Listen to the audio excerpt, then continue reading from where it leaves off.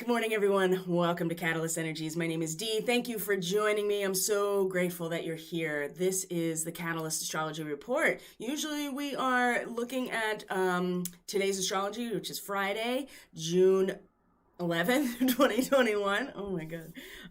And through the weekend, but I'm actually going to be off the grid until Wednesday. So there will be no transmission Monday or Tuesday, just to let you know, but we will go over the astrology up until that point so we can get an idea of what we are, these fixed points in time that we are going to be working with today. So welcome back to my subscribers, my viewing audience. Thank you so much for being here, being supportive of this content in this channel. You truly are the lifeblood of this channel. And if you're new here, welcome. It's great to have you here. And anytime you interact with content from independent content creators like myself, you actually support their channel and their work. So subscribing, liking the video, commenting on the video, and sharing the video all send a signal to the AI algorithm to share this with a larger audience. So thank you for supporting the channel in advance if you are new here, and let's get right into it. So we are post-eclipse. We're still sitting on a lot of the same energy, especially because now Mercury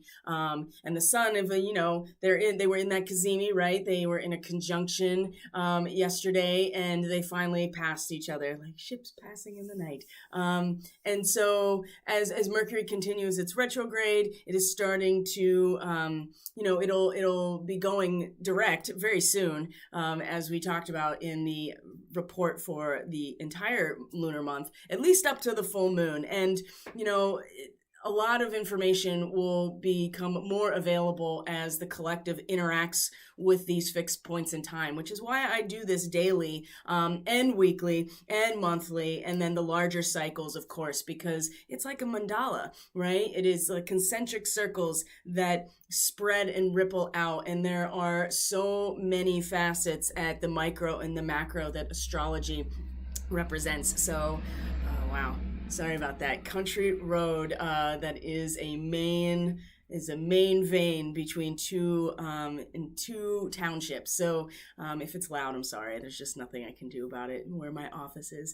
So we are going to be looking, like I said, at the weekend, and we're going to be looking into early next week to really cover our bases here. And for me as well, right? This is just as important for me to be transmitting this information because it helps me in my own personal journey as well, which is why it's so important that we understand how to read astrology as starseeds and as light workers. And speaking of starseeds, we're going to have a huge SIRIAN activation this weekend. There's the moon is coming into Cancer today, actually very late, very early this morning. That's what I meant to say. So the moon is in Cancer. We're going to look at the chart. Mars is moving into Leo today. Wow. Talk about an eruption of energy and a very confident and very regal and sovereign warrior nature, the divine masculine, which is very interesting because Leo does represent in some ways this rebirth process and the combustion of the sun, right? That is what Leo is. The ruling object is the sun. It's not technically a planet, obviously. It's a star. So it rules Leo. It's the only non-planetary or body, or the moon obviously rules Cancer, but our star, the sun, is the ruler of Leo, and so the center of our own internal microcosm is represented by the sun in the Leo, the blossoming of who we are and our expression. So Mars is moving into Leo today, and there's going to be a lot of fixed square energy as Mars transits Leo because it's going to be in opposition to Saturn. It's going to be in a square to Uranus in Taurus, and these are really strong energies. Of course, Saturn is also going to square Uranus during the time that I'm going to be reporting on, and the moon will move through Cancer and Leo, and so there will be not only this SIRIAN activation that is essential to Mercury and the mercurial Gemini energy. There is no manifestation without a space in which to create within, which is what Cancer really represents, is that space in order to create, and the stabilization into the core of who we are in order to be stabilized, in order to stand firm in who we are as our character develops, and in order to create and manifest. There is no manifestation without some space to manifest, which is why this polarity nature is the bedrock, really, of our entire physical reality. It is through the duality, and not in the tension of the duality, but the interaction of the duality that creates something new. So we're going to be talking all about this as we go through the chart day by day.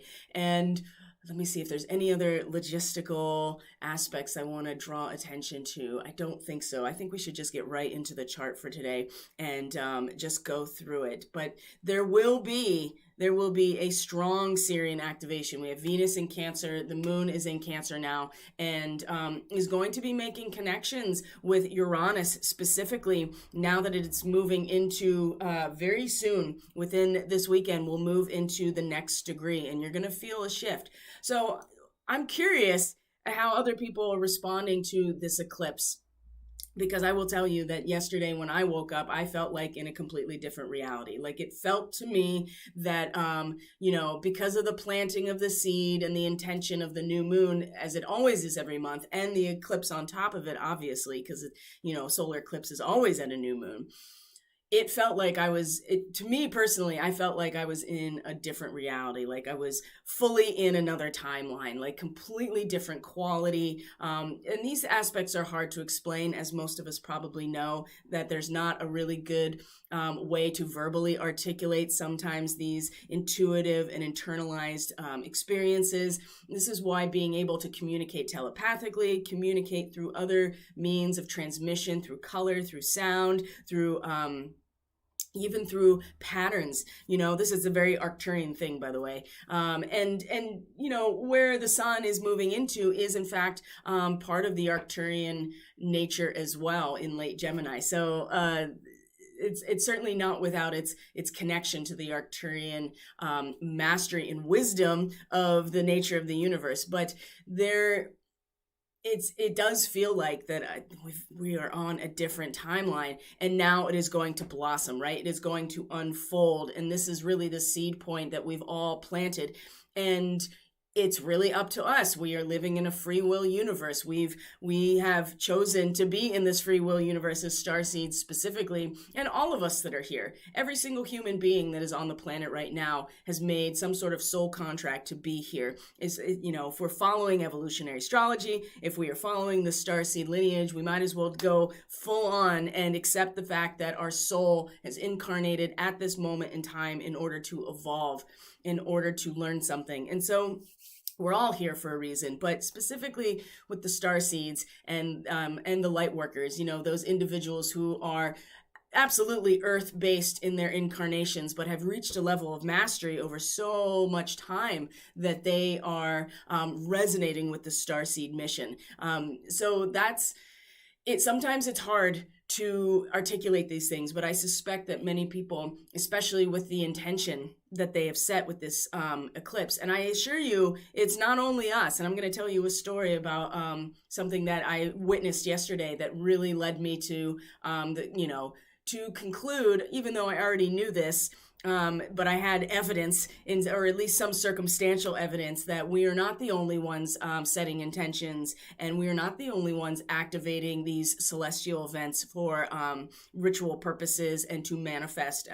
Most assuredly, anybody who's following, regardless of their intention, of the mystery school traditions, is absolutely using these transits in order to activate and to manifest. So I'm just curious if anybody else feels like they were in a completely different timeline when they post-eclipse. And this is why this SIRIAN nature is really important, and this activation is going to be very strong, because we are now going to really have to bear down, right? We're going to have to really root ourselves and stabilize ourselves internally and personally. And with Venus here, it is like it's the descent of this energy into an incarnate form, right? Venus is the goddess of love, but she is the Empress. She is the incarnation of the divine feminine, the high priestess energy that is represented by the moon. She is, in some ways, the solar feminine, but she also is incarnated in a material way. And so this endowment of the SIRIAN nature is going to come into form and make connections with Uranus that are going to be really important for when Saturn and Uranus square each other on the 14th. So let's look at the chart. There's one more thing I want to share, and it goes back to what I was saying, is that why it's so important that we are intentional, that we are using our own vibrational resonance, starseeds and light workers, truth tellers, whatever our role is, that we are intentional about of what we are manifesting, that we are in, we are not allowing in, random thoughts and obsessing over things and giving all of our energy to these aspects, because they do make a difference. And so yesterday I was, my partner and I decided to go get ice cream, and we were just sitting outside the ice cream shop, and it was in a town over, and I realized that we were sitting right next to the Masonic Lodge, right? And they're everywhere, of course. They're not really a secret in terms of being completely embedded in our society and in our government. I mean, that's a whole different rabbit hole. But what I will say is that they were doing ritual last night. They were on the eclipse. They were doing ritual. And how do I know? Because they all were showing up in their tuxedos. They were all showing up in their really nice formal clothing. They were all showing up right one after another in their tuxedos, straight up in tuxedos and tails, and really formal. And that's how you know that they are going to perform ritual or ceremony. So the Freemasons were, I'm sure, collectively performing ritual on this new moon solar eclipse. So just keep that in mind, that, they are absolutely, regardless of what you think about that, it is happening. So it's important that we are also doing what it is we need to do on this level to perhaps counter or to provide an opposition to these because everybody, I would say, that is subscribing in some way to these mystery school traditions, to ceremonial magic, to ritual, and, the Freemasons wouldn't, if it was just a service organization, they wouldn't be performing ritual on these celestial events. So just something to keep in mind. It was just an observation, but it was an observation that was not lost on me in terms of this eclipse. Okay, now let's get into the chart. Enough of that speculation, I guess you would call it, although anyway, here we go. So we're looking at our chart for today, the 11th, and we're just gonna go through this one piece at a time. As you see here, at this moment, Mars has moved into Leo, and as I said, Leo is the sun. It is the passion that influences us to express ourselves, our full nature. In the tarot, Leo is passion, it's lust or strength, depends on what deck you're using. But Leo is the 5th house and is the sun within us, the center of our own solar system. Now, if we want to talk about esoteric and mystery school traditions, just briefly, what Leo also represents is the Kundalini energy. All of us have access to the Kundalini energy, the fire, the passion, and it combusts, right? Well, what is it that you need in order to release this energy within us? Well, you need the Gemini aspect and you need the Cancer aspect, these two polarities coming together. And in my presentation for the Mercury Retrograde Summit, I talked a lot about this because in ancient Egypt specifically, they understood that Osiris and Isis were inseparable. Okay, they were together. They were brother and sister. They were married. They were each other's consort. They were inseparable for creation, right? Creation. And so we have this moon now moving into Cancer from Gemini.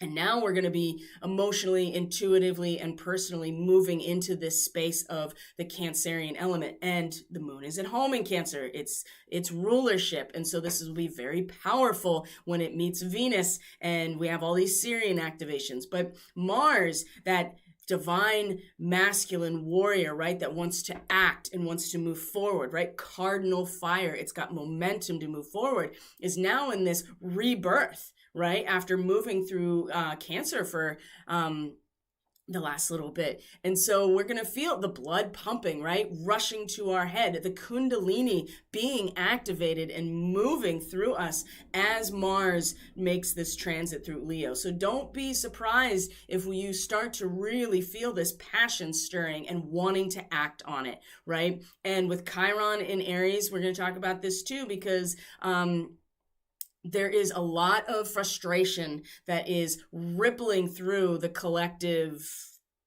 of humanity, I would say, in that we hold and encapsulate all of the potential for what we can be. And we know, you know what I mean? We know where we could go. The seed point, it's possible to conceptualize where it will go, which is to grow, right, into a full being that then bears a fruit for the seed of the next cycle, right? And so, but this degree of Aries that Chiron is at is about the frustration of it not happening right now, because we feel all of the potential, all of the desire is within us. And then there is a sense of wanting to activate this before it's time. And then Chiron in the mix, and I've talked about this a bunch, Chiron in the mix is really triggering this like victim savior mentality that has been, you know, here for a while now with Chiron and Aries, but now it is, it's really strongly connected to wanting to actualize something that is not quite ready to be actualized. It hasn't fulfilled its growth yet. It's still in the stage of working with desire.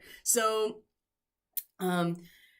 We'll get to these specific transits in just a bit, because you can even see that there's going to be a square between Venus and Chiron right here, Venus in Cancer. So let's go through this one piece at a time. So the first thing I want to point out is that the moon was just past a trine to Jupiter in Pisces. Now remember that Jupiter in Pisces is in conjunction within a degree of fixed star Fomalhaut. And I'm going to show you this again, because this is going to come back up again, because Jupiter's going to go retrograde soon. And so it will eventually come back after, you know, after a while and then leave its post-retrograde shadow at this relative point, right? In this 2 to 3 degrees of Pisces. Fomalhaut is the mouth of the fish, the southern fish, right? Because Pisces is the two fish interlocked, you know, in this seamless dance with each other, right? In the ocean that is hidden. You can't really see the fish unless it's really clear, of course, and it's under the surface. Fomalhaut is the mouth of the fish, and Fomalhaut is one of the fixed royal stars, and it's in relationship to Archangel Gabriel. Now, this degree of Pisces, I cannot overstate this, and I've talked about it a lot, which is this degree. The Sabian symbol is a petrified forest. And it's the idea that the very essence of who we are and where we come from, regardless of everything that gets built up around it, is indestructible, right? That there are fragments, although maybe they're not fully formed, or there are in fact fragments of past cultures, past civilizations, our own karmic past, whatever it is. This is why the 12th house is the house of undoing, because you cannot get away or bypass what has been accumulated through the entirety of a growth cycle, whatever that cycle is that starts with Aries. So Fomalhaut, the mouth of the fish, Gabriel, the messenger, of God, right? It holds has the crest of Mercury in the Akashic Tarot. Archangel Gabriel is again a number three, and this is at the 3rd degree of Pisces. And Gabriel has the crest of Mercury on its chest. And so this is the messenger, and we have Mercury retrograde as the messenger and the trickster and every other role that Mercury plays. You know, he kind of covers all the bases. I was just listening to this really interesting mythology like video about, I'm going to try to dig it back up because it was through somebody else's podcast. So I'm going to try to find the video itself and post it, because it was really fascinating how many roles and how many cultures that Mercury really played in terms of a archetypal symbol and a deity. But anyway, the messenger, this is what Fomalhaut represents, the petrified forest, right? No matter what, this nature, this our soul, right? Our very soul and the essence that life comes from is indestructible, and there will always be remnants. There will always be a fragment, an archetypal representation somewhere about what has come before and what has led up to this point. And Fomalhaut, like I said, is the mouth of the fish. And so Jupiter here is really expanding on and certainly providing a lot of good luck and fortune and really being a benefactor for this expression and this message. And it's coming from the mouth of the fish, right? And so what is it? Well, nothing is lost, right? There is always a signature of something. There is always a signature of the culture and, you know, the things that we've done right, the mistakes that we've made, the truth, the hidden truth, the lies, all of it is very much still maintained within this signature or these archetypal fragments that are represented by a petrified forest. So this is where this is where Jupiter is going to go retrograde. So it's going to come back, like I said. So keep this in mind in terms of where we are headed into, because it will retrograde back into Aquarius, of course, but then it'll come back into that second degree and that first degree. And we are going to descend back into the nebulous region under the surface of the water, kind of hidden, you know, in the fog. And not very, it's hard to be grounded here, especially with Jupiter that's just endlessly expanding on these areas. And so right now we're getting this huge expansion on what otherwise we think may be hidden from us. And so the message is coming though from Fomalhaut, right? From the mouth of the fish, from Archangel Gabriel, the message is coming. And Jupiter is absolutely like broadening the field here so that we can get the message in some way. So with the moon in this trine, right? We talked about trines, you know, the, where are we at here? Sorry, guys. All right. The trine here, right? We talk about trines as being that 120 degree, right? That is absolutely foundationally supportive. It is the 3 degrees of an equilateral triangle. So there's not much necessarily to learn. There's no tension, but there's also nothing that we have to do in order to gain this structural support. You know, there's no participation necessarily like a sextile. So what is 3 degrees of Cancer? Well, this is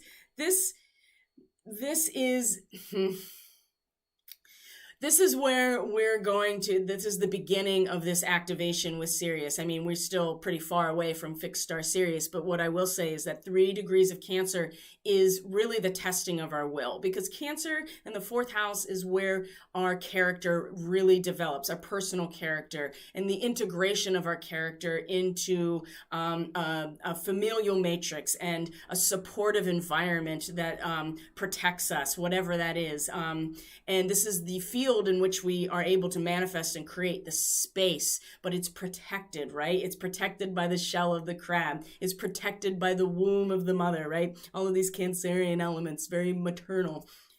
This 3rd degree is the harmony and synthesis of the essence of Cancer, and it is going to test our will.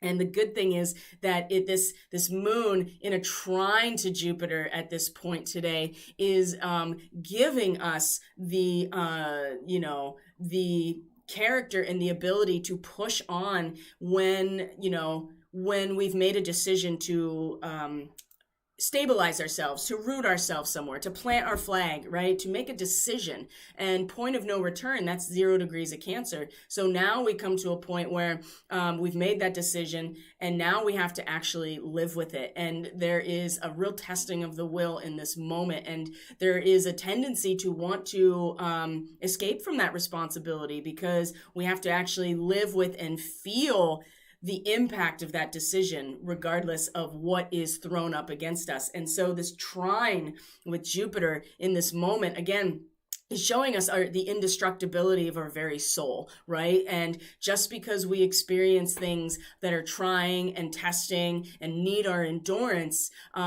this indestructibility, this reminder of where we've come from, is really supporting our journey through this process right now. This is a really good way to start this post-eclipse,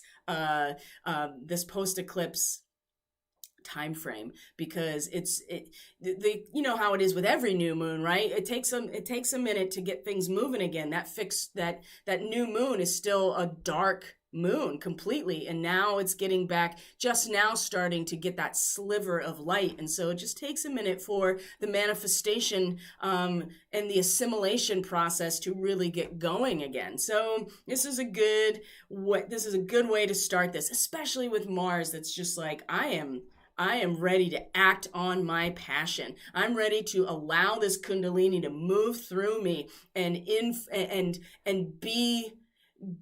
be the energy that supports my creative self-expression.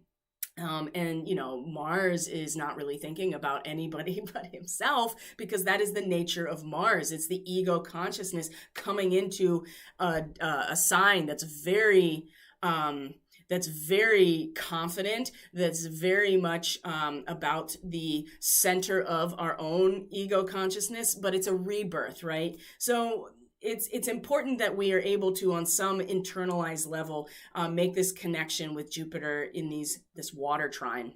Because these water trines are going to come up a lot later next week in a really, really powerful way. So right now, these SIRIAN activations with the moon in Cancer, Venus in Cancer, they are preparing us and creating the space within us for manifestation and assimilation as well, right? We talked about that as the essence of this solar eclipse, the ability to assimilate. You can take in as much information as you want, but if you can't assimilate it in a way that is healthy and gives you what you need, then you're just wasting it. And this is what ritual and the practice of the mystery schools, or prayer and meditation, all of this is representative of this relationship between Gemini, the mercurial magician, and Cancer, or Isis, or the priestess, right? The space within. So from here, we also have Saturn is going to be in a direct square with asteroid Ceres, which is, like I said, yesterday had come into a conjunction with Uranus. And so now, just giving, you know, these little reverberations, or not so little, about what this Saturn-Uranus square is going to, you know, really activate and transform, at least initiate transformation, because that's what Uranus does. Pluto is the power to really transform, because it gives us the ability to align with the destruction that creates the space, but Uranus is the trigger.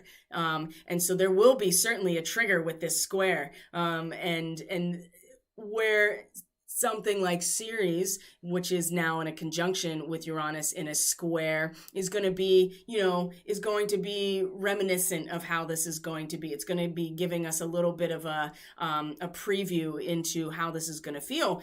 And it's really about, are we able to revitalize ourselves by returning to simpler joys in order,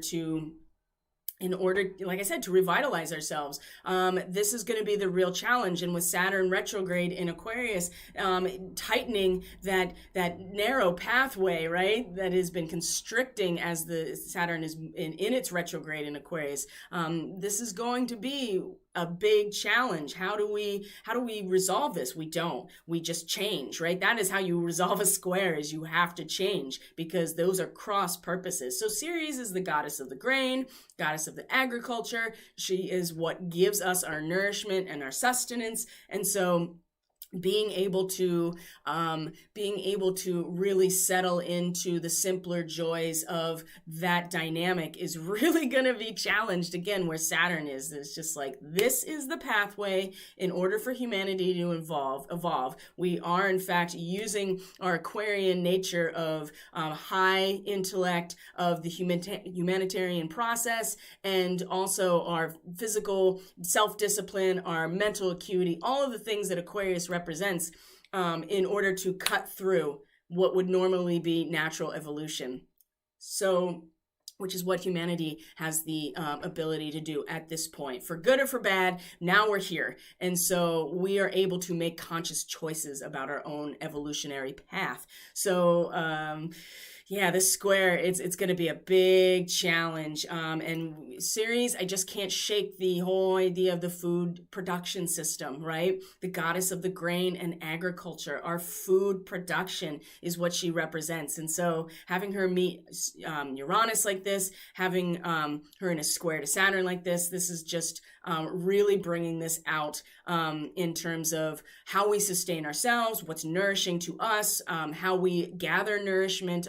All of these themes are coming right up to the surface with Ceres, in my opinion, in my reading. So we move on from, this is today, right? So we also have, like I said, Mercury is retrograde. It's just now coming off of the Cazimi with the sun. And so now they're in going in different directions at this 21 degrees of Gemini, right? Did we feel a tumultuous and very distinct rebalancing? I think we did. And that's, for me personally, I would say that we, feeling like that I was on a completely new timeline after the eclipse, like in every way, everything still looks the same and everything appears the same, but it feels very different now.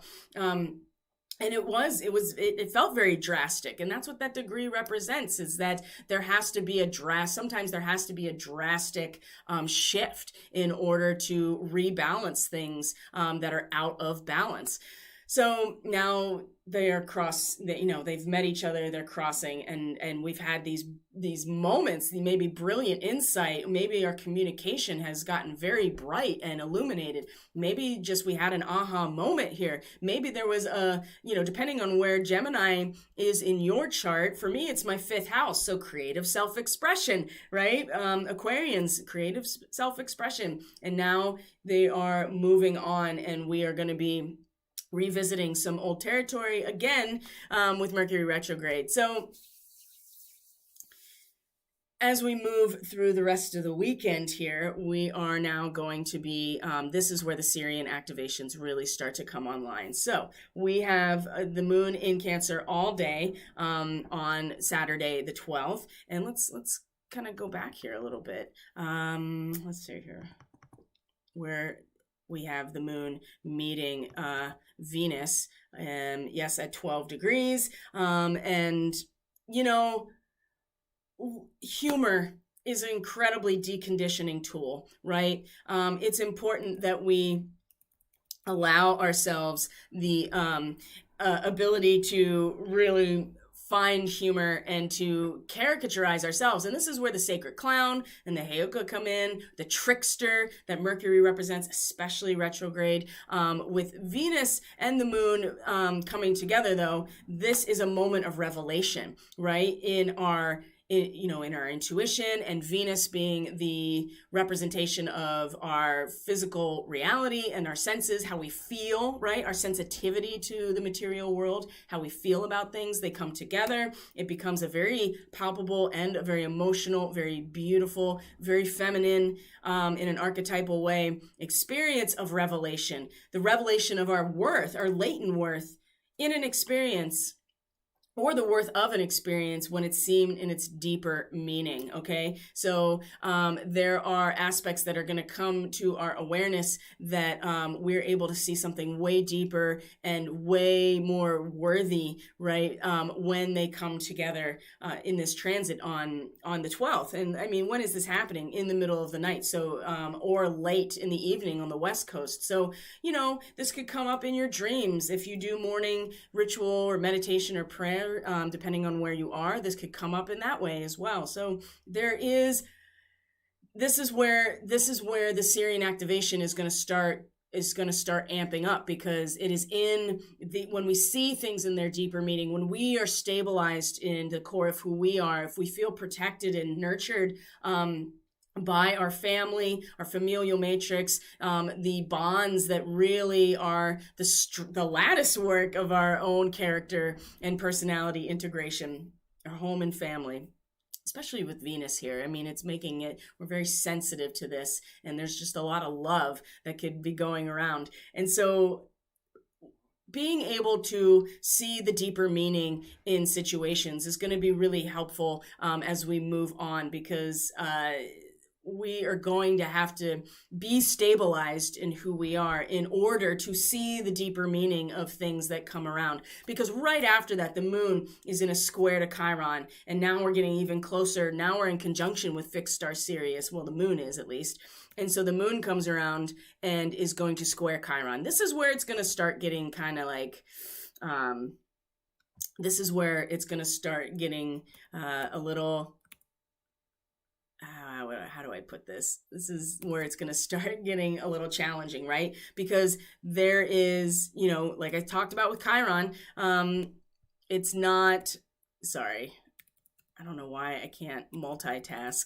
I have too many windows open. Okay, so I've talked about Chiron. So when the moon comes around to square this position, the power of the will in shaping our own character, this is where we're going to start to really feel that challenge towards wanting something to happen, knowing what's going to happen, wanting it to activate within us, right? We want to actualize ourselves, and how much of the woundedness and the shame and the guilt of who we are coming to the surface as a result of this frustration. And the square is really going to pull us back into our center if we allow it to. And the power of the will in shaping our character. It is not in the Aries archetype where we shape our character. That is just pure ego consciousness, the inner child. It is in Cancer where we really integrate these other aspects into our personality. It is the space in which we create.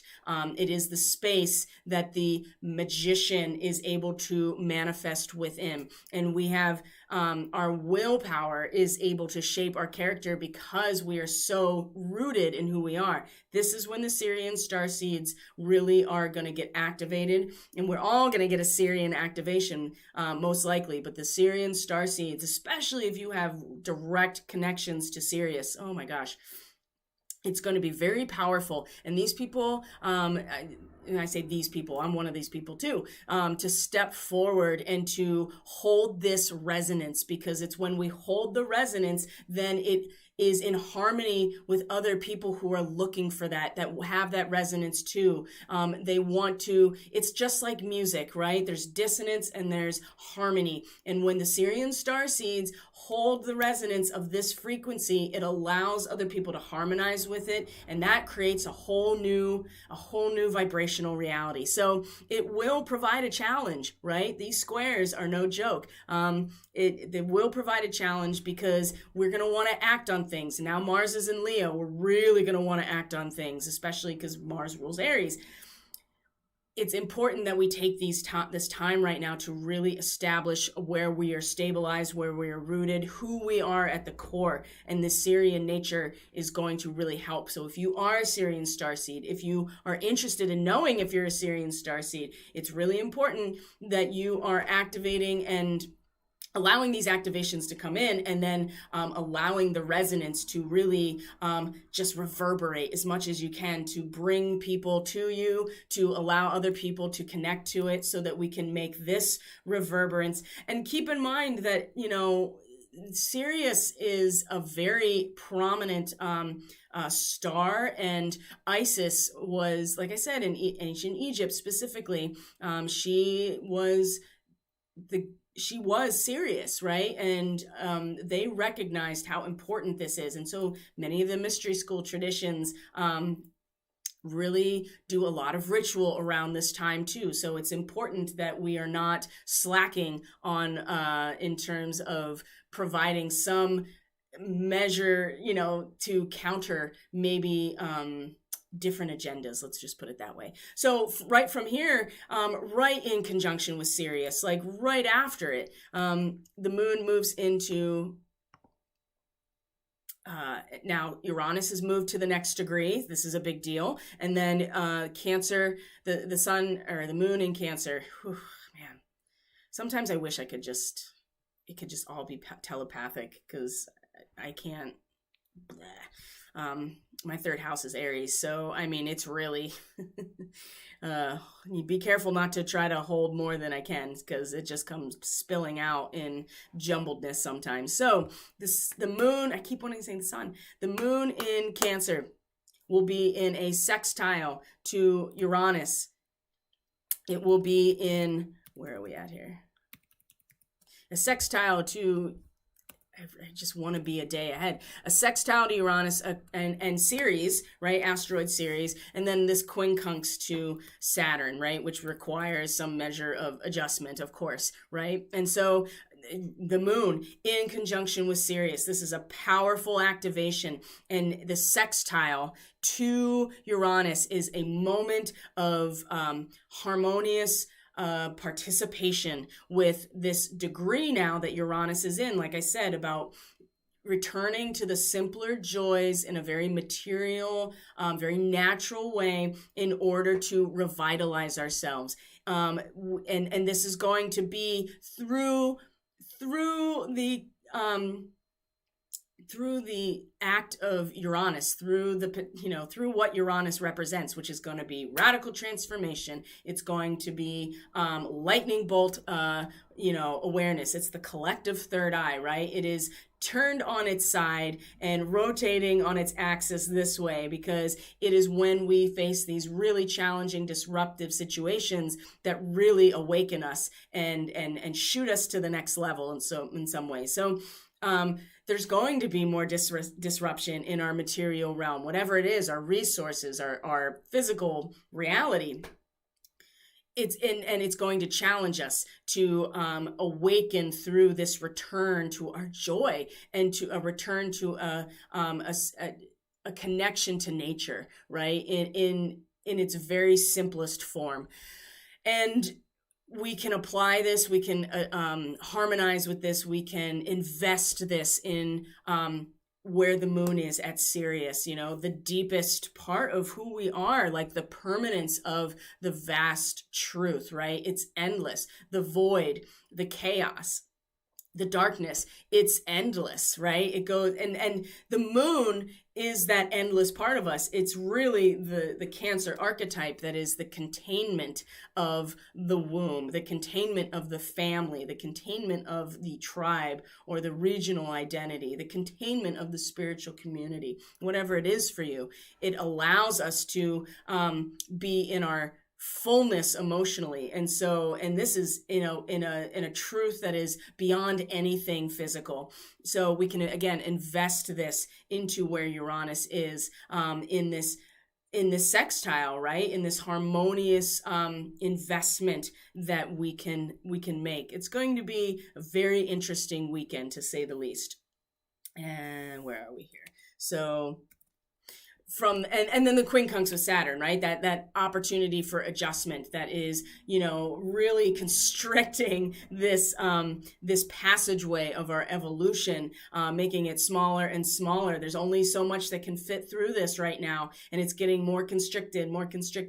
And the quincunx, right? We're just going to have to adjust ourselves, because this is about total stillness, right? This is about rooting ourselves in this vast space, this permanence of truth, this core of who we are. And, I think with Saturn, we can feel the constriction, and it makes us want to do something. Again, Mars and Leo is really every step of the way. We're going to be like, I want to act on this, and I want to act on this. And I'm not saying that we shouldn't act on things or be a participant in reality. What I'm saying is that energetically, this is going to force us to really adjust ourselves, because we have to be in that stillness and rooting down in the very essence of who we are and personally, while Saturn is making it seem like that the opportunities are starting to, constrict. And that's not really true, because there's no real retrograde. It's not actually moving backwards. It's just an illusion based on our perception. And so we think that Saturn is moving backwards. Because we're just, in relation to Saturn, we're moving at a different speed. So it's just like driving a car on the highway, and you pass somebody who is going slower than you, and you reach them, and all of a sudden it looks like they're going backwards, and it's not really that they're going backwards, they're just slowing down and you're speeding up, so it looks like that. So same thing like on a train, for instance, that happens a lot too. It's just an illusion, but that illusion is still very much a part of our reality. And so this, again, it's just going to force us to adjust ourselves and to face the great void and realize the great void is the permanence and truth. There's nothing there except the opportunity to manifest anything in that great void at fixed star Sirius, okay? And then from there, the moon will quincunx Juno, asteroid Juno, and sextile asteroid Vesta. And again, this opportunity to invest this energy of the urge to actualize our potential and to grow is oh boy, Vesta is moving into a degree this weekend that is explosive, right? Volcanic eruption. This is what happens when we repress ourselves. It just comes spewing out from the center of the earth. And it's just a natural and normal part of the process, especially when it's preceded by karmic confrontation, right? And if we are not, sometimes we need to release the pressure, and sometimes it has no choice, but we can utilize this energy and invest that as well into our personal urge to actualize our own potential and to grow, just like the seed growing up, and then during the Cancer time the roots growing down, right? This is part of multi-level potential here. It's not just growing up, it's also growing down into the soil. So again, even with a potential eruption on an emotional level, on a societal level, maybe even on an earth level, in terms of these volcanic eruptions, we can invest that energy and that fire, right? That Vesta is, it's the fire within us. We can invest that into this personalized experience of wanting to grow, It's really that simple.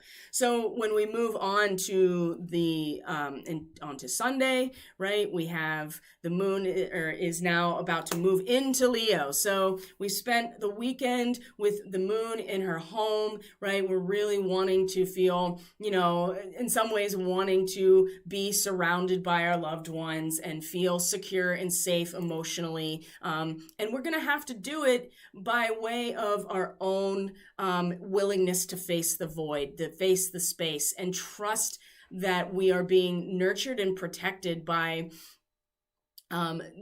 some aspect of our reality that is like a root system. We've stabilized ourselves. We've made a commitment to something, and now we are experiencing all of the aspects of that process. So which is going to reach some sort of peak here at the by the end of Sunday. So when we look at the 13th and we move through these transits, first thing we're going to see here is now that Venus is in a conjunction with Sirius. So not only did we have this emotional and intuitive, very deep connection to Sirius with the moon, now it's embodied in a very material and physical way, like in our relationships, in every aspect of our material world that allows us to be sensitive to it physically is now going to come into focus here with Venus, right? The endowment of the Sirian nature is going to come into a very material and palpable way that we're going to feel with our physical senses, as opposed to the moon, which is our internalized, intuitive, emotional landscape. Now it's going to be much more about the physical sensitivity to this endowment and facing the void. The moon is going to trine Neptune in very late Cancer. And again, this is going to be this moment here where we can... there's not going to we don't have to do much in this water trine. We just really have to acknowledge that that we are here to be realistic about our potential and our limitations, and really get into our dharma. That's where Neptune in Pisces is, right? The centralization of our focus as we are surrounded by the expanse of the ocean on our little island with our crew, whoever that is.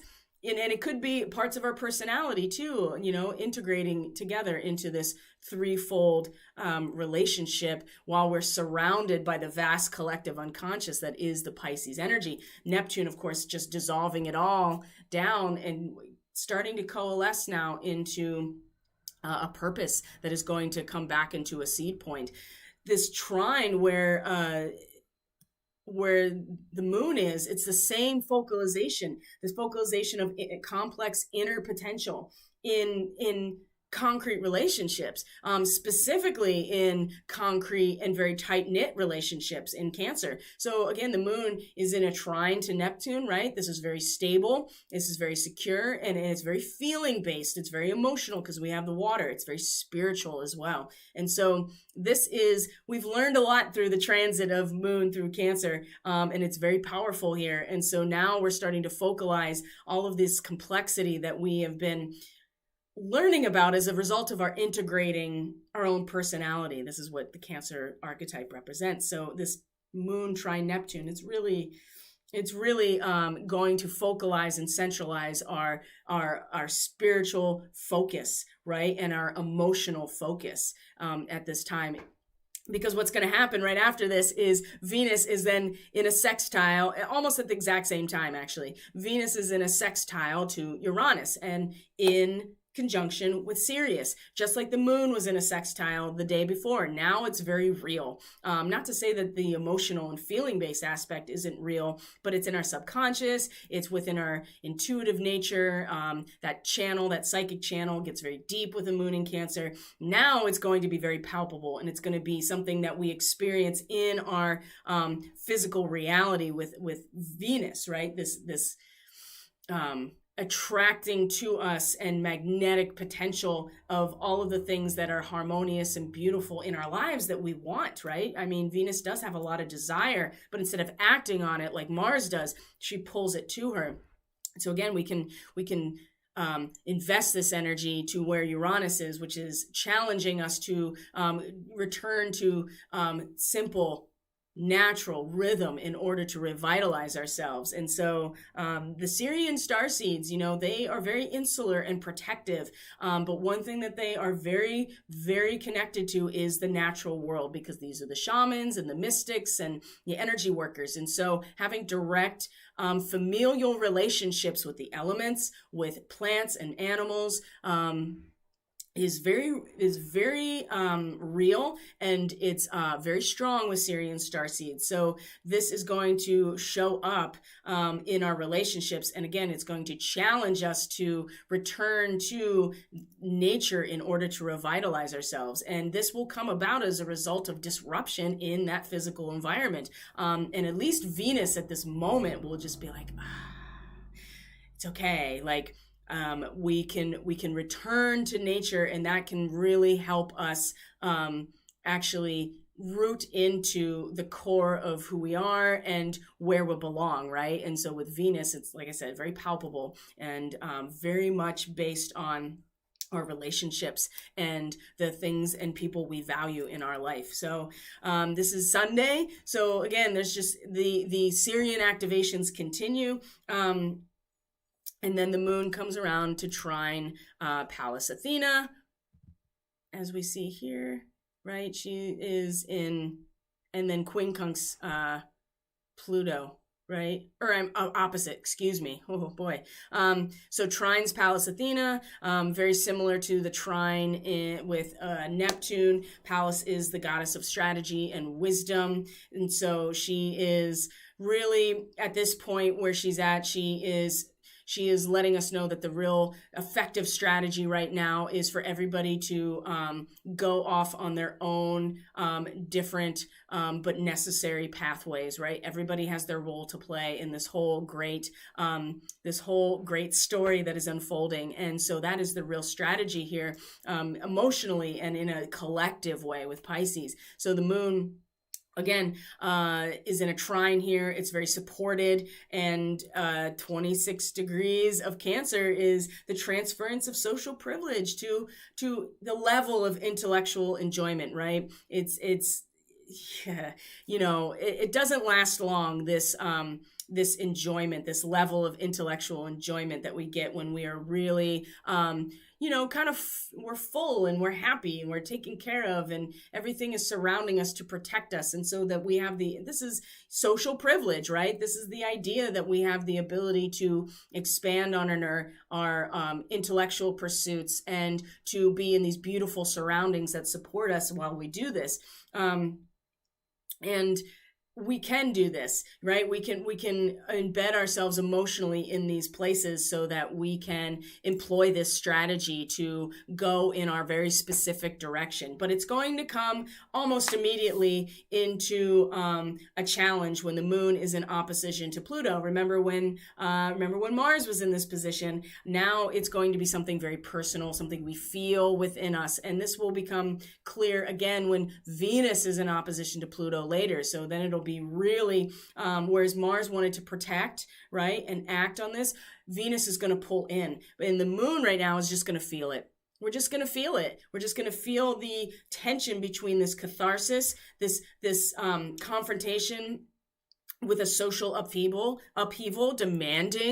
demanding that we reconsider our values, right? It's a violent storm in a canyon. We're just going to feel this catharsis in opposition to Pluto that is destroying all of the pathways that we normally would rely upon for the collective to get to a higher place, right? When we all get there together based on these worn pathways up the mountain that Pluto is just like, well, I'm going to come through and just like destroy this. And now it's within us, right? Because Pluto is retrograde and it's all old territory. And you can see this. This is really obviously unfolding in front of us in terms of a lot of the social narratives that are now kind of unraveling right now. And so we're going to feel this opposition to the catharsis and the violent storm that's in the canyon and the confrontation with the social upheaval.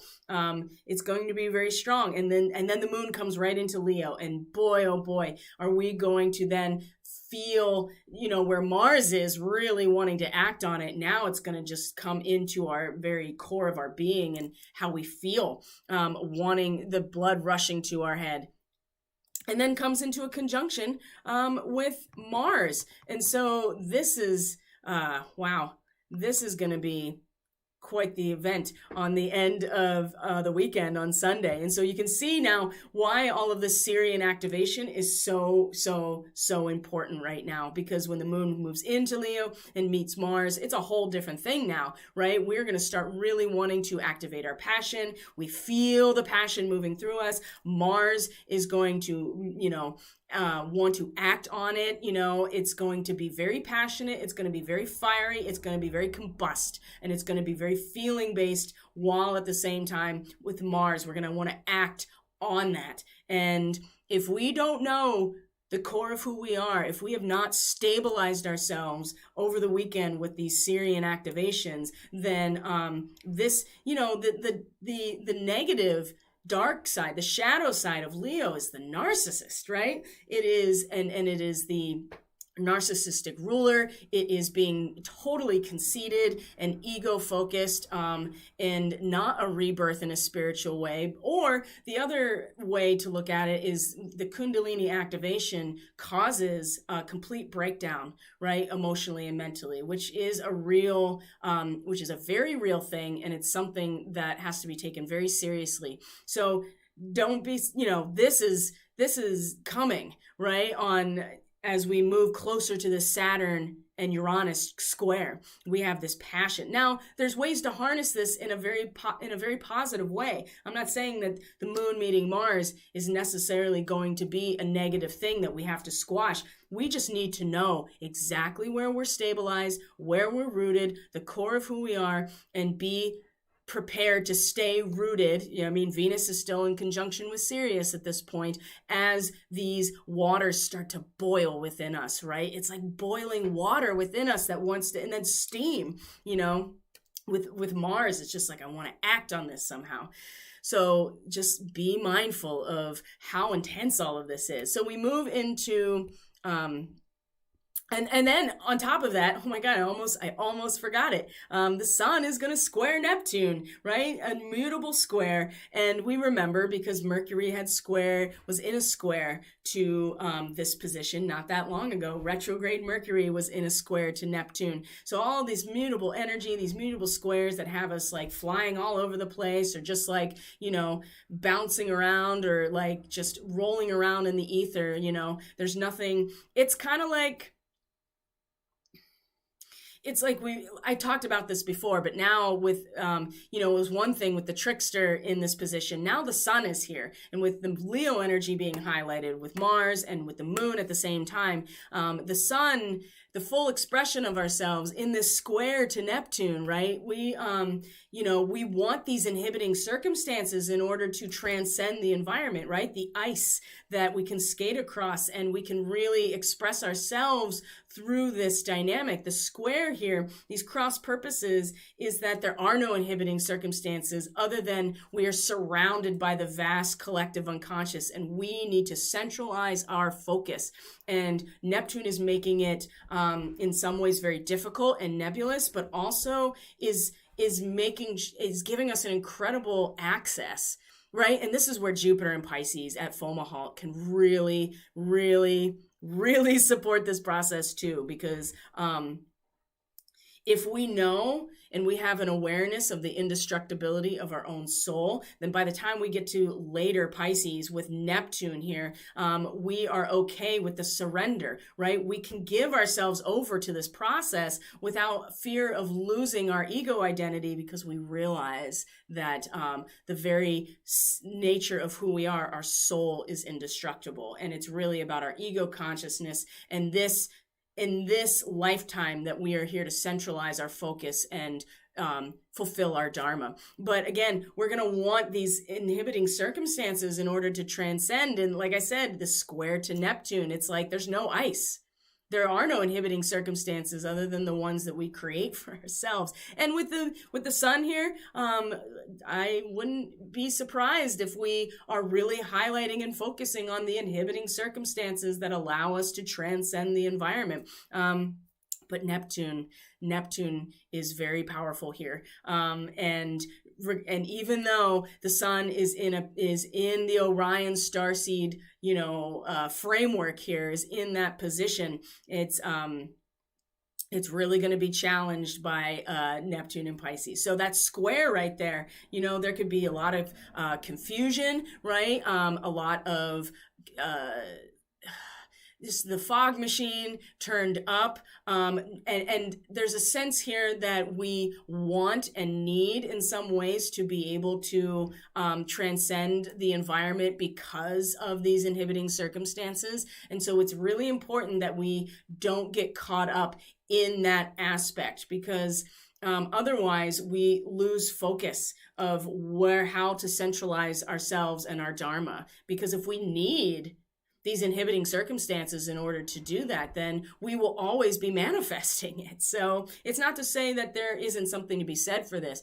It's just the square at the end of the weekend is really going to challenge our ability to surrender to the flow, basically, with Neptune and Pisces. And again, there's a lot of doom and gloom out there in order to keep giving our energy away to somebody else's financial growth, basically. That's the media, right?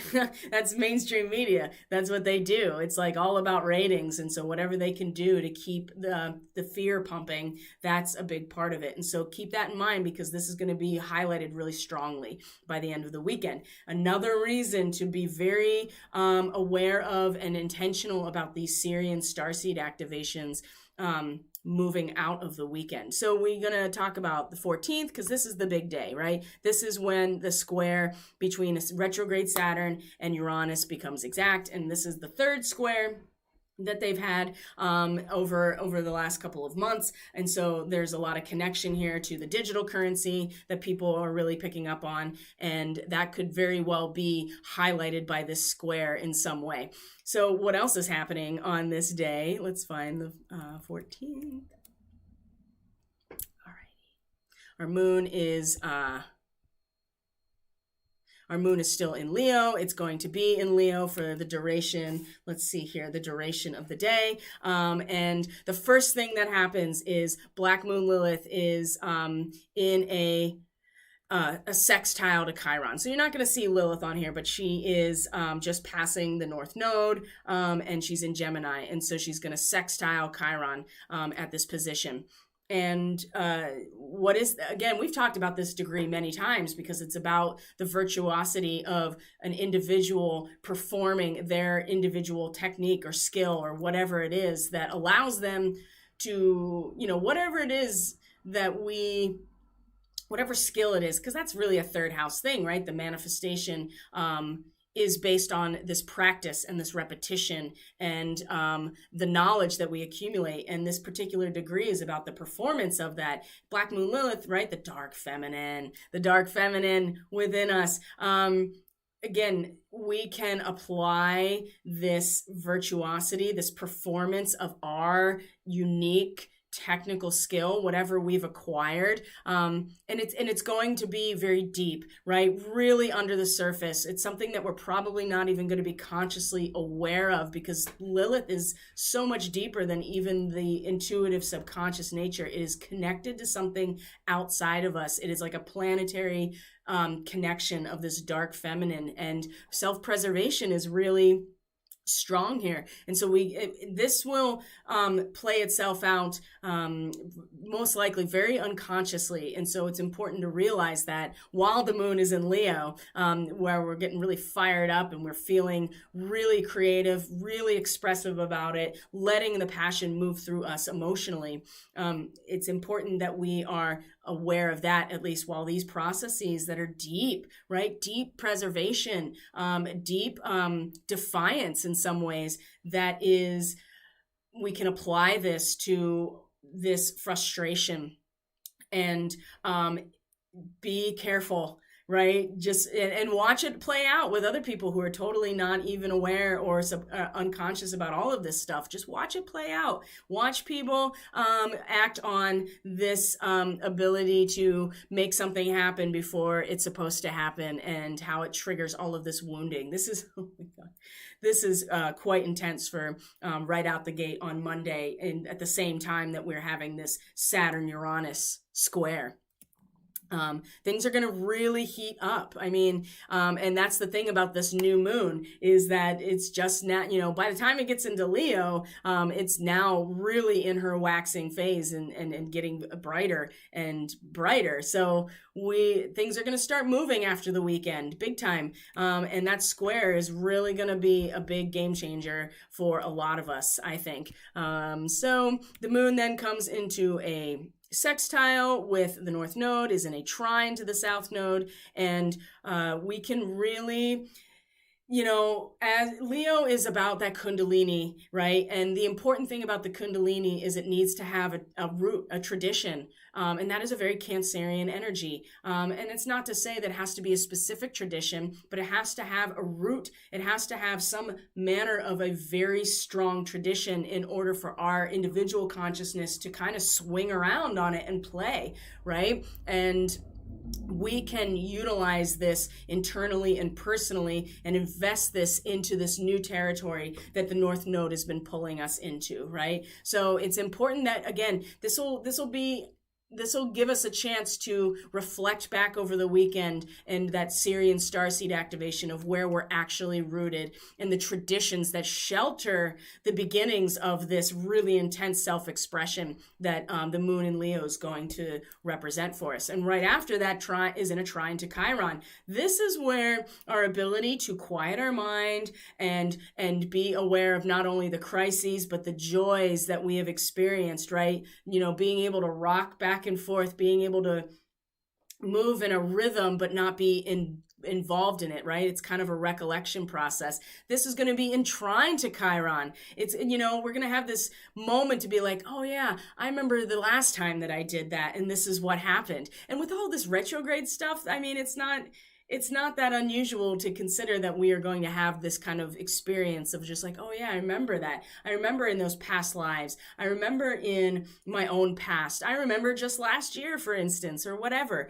The recollection of crises, of joys, what we learned from it, not being embedded in it, but having a memory of it. This will be very supportive of where Chiron is. And so this can be a real healing moment here of not getting caught in the frustration of things not happening, because we have a recollection that the cycle will fulfill itself just like it does every other time, right? We will grow up and we will find out who we are. And when you're a teenager or an adolescent, there's a lot of frustration for things not coming about when we want them to come about. And boy, that is so obvious to me on so many levels right now, that we are all dealing with this, and Chiron is just poking at that wound of like, I want it to happen now. It's that Veruca Salt type of thing.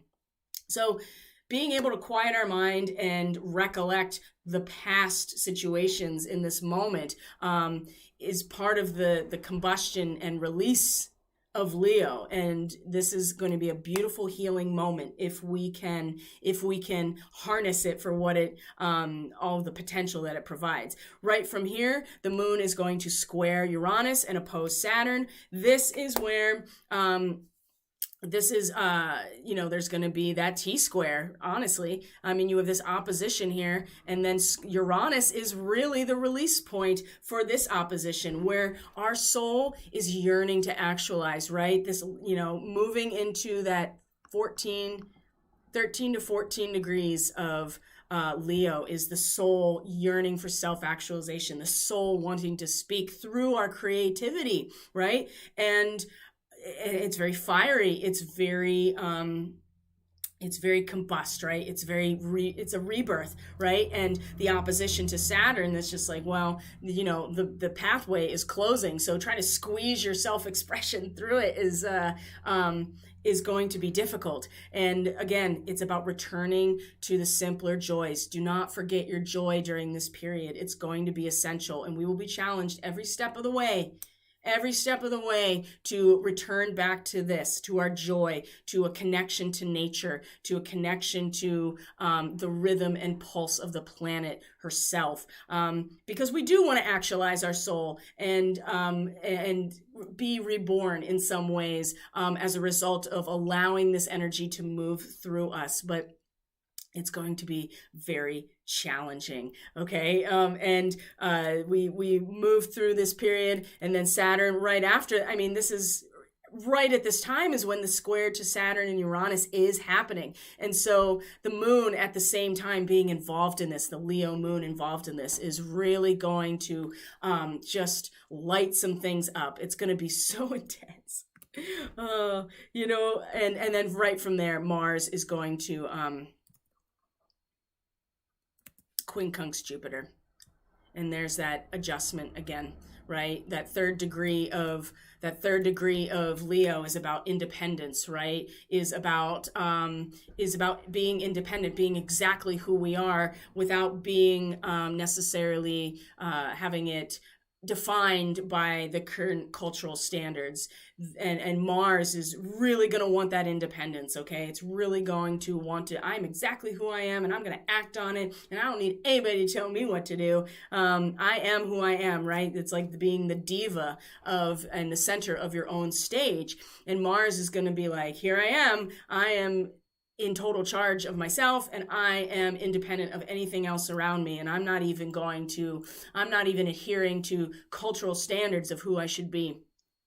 The quincunx to Jupiter in Pisces is just like, okay, but what about all of this stuff that came before? Like, you can't actually separate yourself from this entire cycle, right? You are connected to everything else in this entire universe because it's all one vibrational essence. It's one ocean of consciousness in which everything manifests from in our universe, right? That is our soul, and that is our soul is a piece of the source. And so this adjustment is, we're going to want to break out and be like, I am completely independent And it's not to say that this is a bad thing. It's just going to require an adjustment with this quincunx, right? Because we never truly separate from anything else, as much as Mars wants to be, right? Because it represents our ego consciousness, the desire and potency for our own actualization. That's great. And that's going to be really highlighted, and we will have to adjust ourselves in some way, because we can't actually separate ourselves from everything that has happened and that everything that will happen. That's the thing about Pisces in the 12th house. It is everything. It is the Akash, right? And so we think that we can just like somehow move past that, and we're going to be we're going to have to adjust ourselves. And that's really, let's see here. And I think that's really going to take us up to the 15th. I swear that I had notes for this and I can't find them now. Oh, there they are. And I know this is long, guys, but that's because I won't be around until next week. And so you can go back and listen to this as these transits unfold and see how they actually unfold for you. So now on the 15th, here we are. The moon is going to be moving into Virgo at this point by the very, very end of the day. And on the 15th, we have the sun at 25 degrees Gemini. This is where Mercury went stationed retrograde, okay? The gardener trimming the palm trees, right? The pruning, the cutting back of what normally would just be an endless expansion of ideas, that mutable Gemini energy. You eventually have to start pruning it back. Otherwise, you can't consolidate your power of manifestation. This is where Mercury went retrograde. And so now the sun is here shining a light on this, giving us the opportunity to express ourselves through this. At the very same time, though,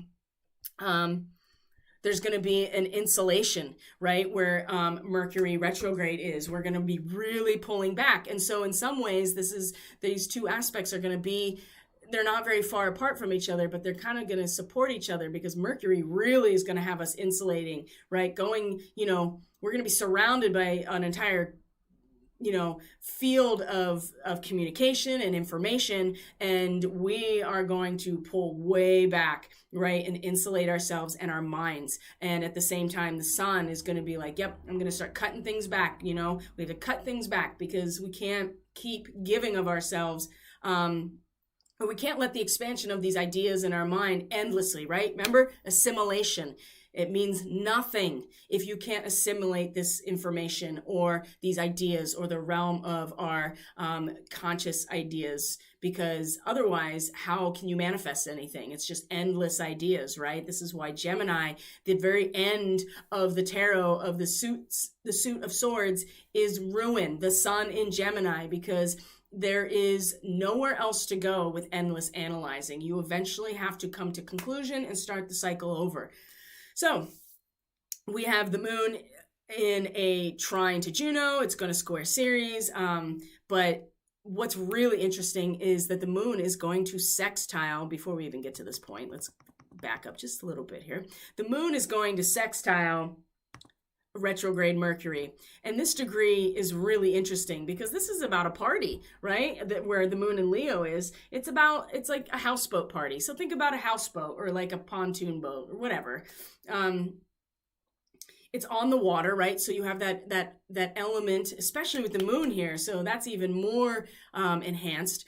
We have this element of this singular vessel on the water, but it's filled with people, and it's filled with people having a party, right? And it's very relaxed, and it's very informal, and people of all types are coming together to just relax and be in leisure. And there's a separation here and a connection to the collective unconscious, that we are kind of floating above and enjoying ourselves, being the full version of ourselves in connection to everybody else and enjoying it, right? How is this connected to Mercury? Well, it's in a sextile.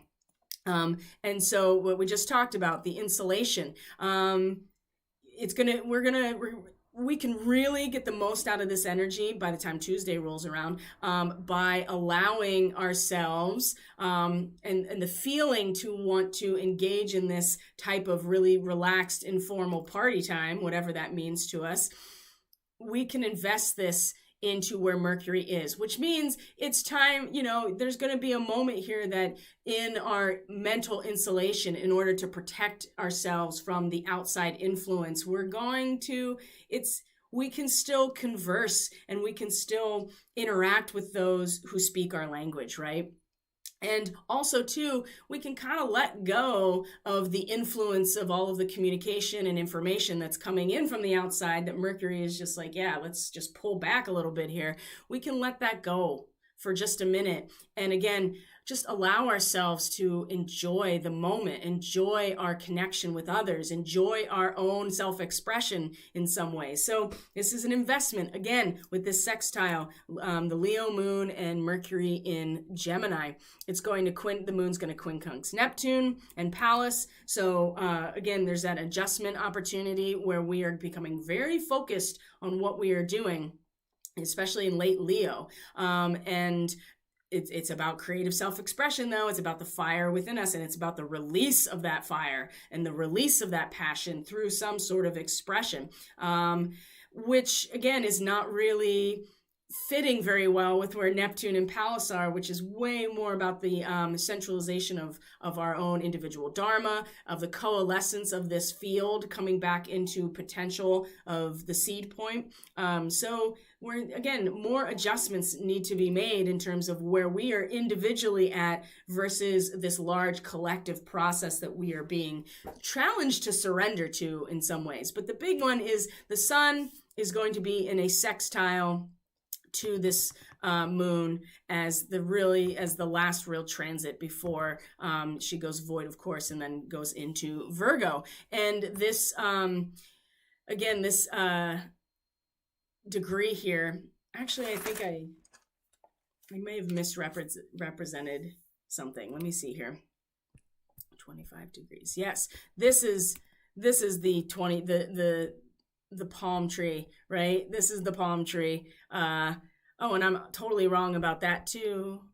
Yeah, no, I'm not wrong. This is going to be the last transit before the moon goes void, of course, and then goes into Virgo. But then there are other transits, like a quincunx doesn't count when you're determining when the moon goes void, of course, right? It's not a major aspect, but it's still very much there. So we have the ability within us to be self-sufficient in the face of a very long adventure, right? It's like a camel, right? Camel has all of its resources, its water stored inside of us. And this is the degree of Leo that represents in the face of the release of all of this solar energy within us, especially with the moon. We have everything that we need, self-sufficiency. And so we can, again, invest this into where the sun is. It's trimming everything back, right? Trimming everything back and pruning all of these ideas, pruning all of the channels of communication that we are expressing ourselves through. That's very interesting because, the sun rules Leo. So we have this ability, we can really connect here to the fact that we have everything we need within us, and invest that into this, invest this so that we can cut things back that are extraneous, that are wasting our energy, that are pulling resources when it comes to our own expression, right? This is, and it is a long and exhausting adventure, self-sufficiency in the face of a long and exhausting adventure. We have everything that we need, and we can apply this and invest this into our expression in a way that seems counterintuitive, but it's really about cutting back everything that we don't need anymore. And then from there, the moon is going to quincunx Pluto retrograde. And again, we have this new challenge, the exalting challenge of new opportunities, right? At the threshold of a new cycle. This is late Leo coming into conjunction with Regulus, right? Another royal star that is, let's see here. Regulus is in conjunction with Archangel Raphael. There we go. I had to think about that. Raphael, miracles, blessings, the threshold of a new cycle, the challenge of the new opportunities. Well, we're still going to have to adjust ourselves with Pluto retrograde, which is, no fun for anybody and is usually very painful and very destructive. So even as we face this new cycle and we feel it within us, and we're coming into conjunction with Regulus, with Archangel Raphael, who has the, is the magician, master magician healer, Raphael, in conjunction with Leo. We're still going to have to adjust ourselves because Pluto is still doing Pluto's thing. And then right after that, to really just crown this whole experience, Mercury retrograde is in a conjunction to Black Moon Lilith about this insulation phase, right? And so in some ways, our own self-preservation and even a measure of defiance to be like, you know what? I'm just going to pull back here, and I'm only going to really engage with mentally those who speak exactly the same language, because right now I have to protect and insulate myself from the onslaught, from the constant bombardment of information that we often get in Gemini. So that's going to be like the crown of this entire experience leading up to then the moon moving into Virgo. And then we get to Wednesday, the 15th, and that's when I'll be coming back. So we will address everything at that point moving forward.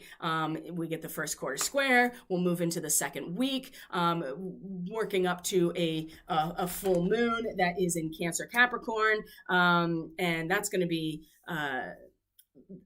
very interesting because the moon and a solstice, right? The solstice is on its way, right? The sun will move into 0 degrees Cancer at that point, and we will have now we will express ourselves through that decision point and the point of no return, right? Where we stabilize ourselves. Whereas the moon over the weekend is going to give us this subconscious and very intuitive experience of what that whole Cancer season is going to represent, right? Because it's going to make a lot of the same connections, maybe not with Venus necessarily, but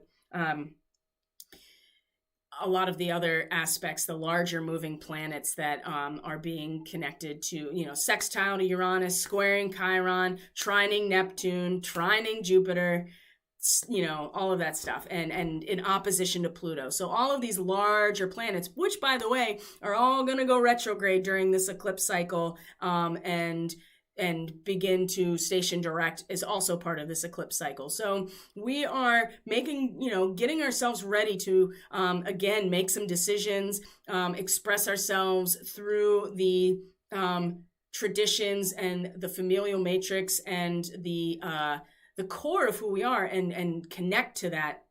And everything that it's going to connect to in these larger planets, it's all going to go retrograde. So, things are not going to happen. Some things are going to happen quickly, but honestly, this time frame is really about rooting in to the core of who we are so that we are stable as things start combusting around us, as things start moving around us, as things start to, and also the retrogrades, once that starts happening too. So, lot going on. I know this is a lot of information. Like I said, go back and listen to it as these next few days unfold. One of the things that I noticed and was brought up with a client yesterday in a session was when I send her the readings, and she, what people end up doing is they end up listening a couple times and taking notes, and then we do a one-on-one follow-up with the readings. I do a recorded reading, and one of the things she said is, I listen to the whole thing and then it just goes right out the window. And so I come back and I listen and I take notes, and there's so much that comes out